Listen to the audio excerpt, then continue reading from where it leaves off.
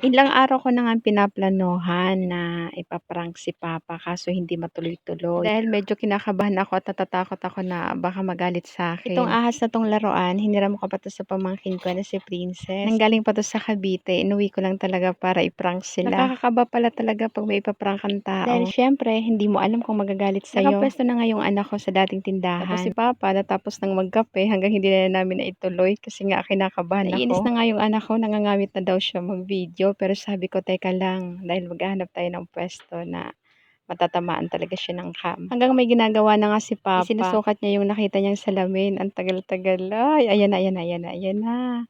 Pero hindi na namin 'to naituloy talaga kasi nga sabi ko baka magalit. Ta's ayan bumalik ako sa bintana.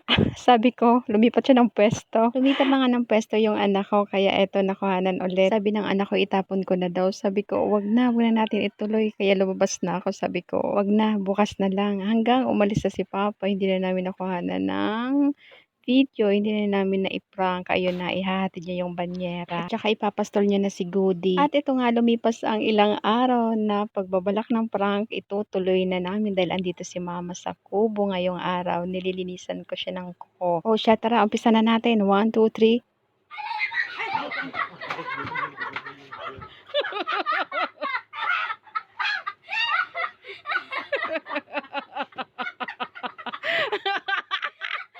It's a prank! At yun na nagtatapos ang aking prank sa aking papa. Si mama alam niya naman na prank pero nagulat pa din. O paano? Hanggang dito na lang muna.